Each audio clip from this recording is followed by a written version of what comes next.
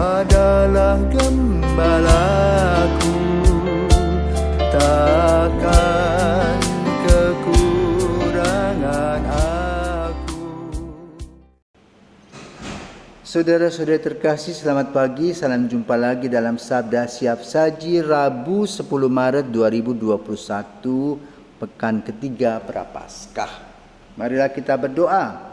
Dalam nama Bapa dan Putra dan Roh Kudus. Amin.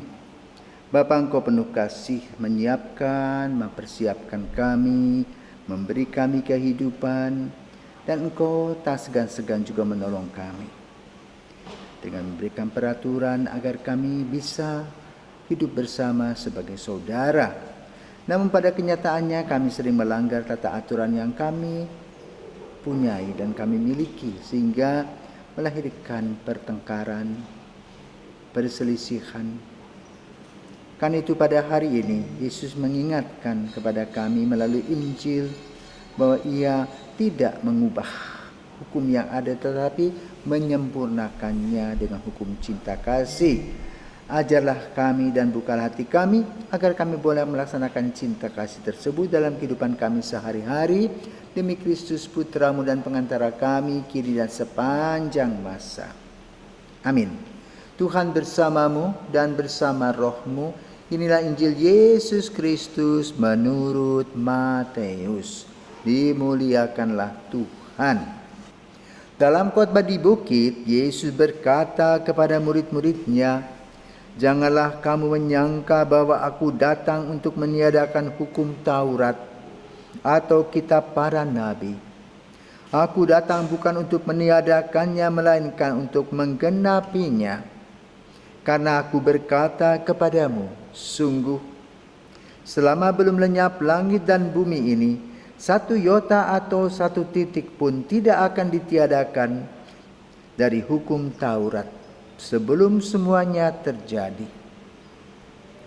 Karena itu siapa yang meniadakan salah satu perintah Taurat sekalipun yang paling kecil dan mengajarkannya demikian kepada orang lain, ia akan menduduki tempat-tempat yang paling rendah di dalam kerajaan surga. Tetapi siapa yang melakukan dan mengajarkan segala perintah Taurat, ia akan menduduki tempat yang tinggi di dalam kerajaan surga." Demikianlah Injil Tuhan, terpujilah Kristus. Saudara-saudaraku terkasih, kalau kita memperhatikan perkembangan dan pertumbuhan penemuan-penemuan yang dibuat dan ditemukan untuk menambah hidup kita menjadi lebih enak. Contoh misalnya lampu. Kita tahu dari Thomas Alva Edison. Kemudian juga kita kenal Stephen Jobs, yang berkutat dengan komputer yang sekarang kita pakai. Hukum alam mengajarkan kepada kita untuk terus dipelajari. Namun di lain sisi hukum moral pun juga Engkau berikan kepada kami sebagai nilai dalam kehidupan manusia dan karakternya. Adalah Musa yang mulai melegitimasikan nilai-nilai, mengajarkan nilai-nilai kepada umat Israel. Dan Musa berpatokan pada Abraham, Ishak dan Yakub.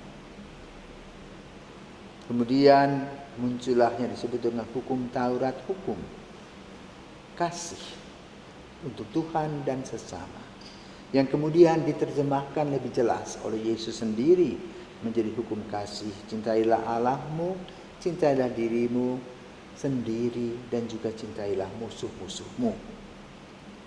Maka hukum ini berjalan. Sering para ahli kitab berpikir bahwa Yesus datang untuk mengubah apa yang sudah dibuat oleh Musa. Tidak. Justru Yesus menyempurnakan. Agar kita semakin hari semakin sadar bahwa nilai-nilai kasih itu melekat dalam diri kita dan harus menjadi milik kita secara pribadi. Lalu kita bisa menggunakan daya nalar kita untuk menerjemahkannya. Dari waktu ke waktu nilai-nilai itu diterjemahkan.